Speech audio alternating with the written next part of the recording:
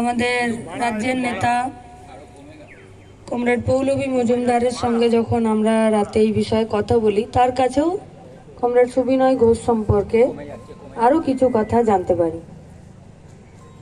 আমরা এই দুটোকে লিঙ্ক এইভাবেই করতে পারি যে আমরা পথভ্রষ্ট হইনি।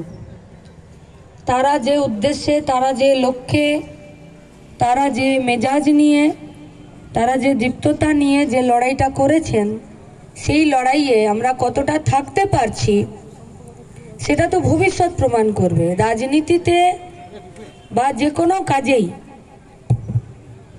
এমনকি পরীক্ষা দিলেও রেজাল্ট বার হতে 2-4 দিন সময় লাগে, 2 মাস 3 মাস সময় লাগে। আর রাজনীতিতে তো কাজ করতে গেলে একই আছে, কাজ করতে গেলে বহু বছর পর ঠিক হয় যে রাস্তাটা ঠিক ছিল কি না। আমরা এটুকু বলতে পারি যে যে রাস্তায় ওনারা চলেছিলেন সেই রাস্তাটা আমরা ছেড়ে দিইনি। এখন আমরা সবাই মাঠে আছি,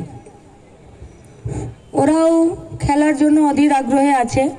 ওদের সবার আমাদের কথার প্রতি অতটা মনোযোগ নেই, স্বাভাবিক। কেন? কারণ ওরা এই মাঠে খেলতে এসেছে। মাঠে কেন খেলতে এসেছে?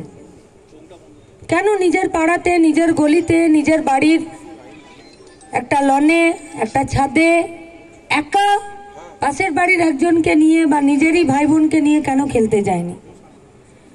কারণ মাঠ যত বড় হয় খেলাটা তত ফেয়ার হয়। আর মাঠ যখন কাউকে খেলতে দেয় তখন মাঠ প্রত্যেককে ফেয়ার চান্স দেয়। আমরা তো তার বাইরে কিছু চাইছি না। আমরা এই গোটা পৃথিবী, গোটা দেশ, গোটা রাজ্য, গোটা হাওড়ার বুকে আমরা যারা কাজ চাইছি, যারা বড় হতে চাইছি, যারা শিক্ষা চাইছি, যারা মানুষের মতন মানুষ হয়ে বেঁচে থাকতে চাইছি, আমরা ফেয়ার চান্স চাইছি। এর বেশি তো কেউ কিচ্ছু চাইনি। তাহলে ফেয়ার চান্স চাইতে হচ্ছে কেন? এই মাঠ তো কখনো দুটো ক্রিকেট টিমের মধ্যে কোথাও কোনো রকম দ্বিচারিতা করবে না।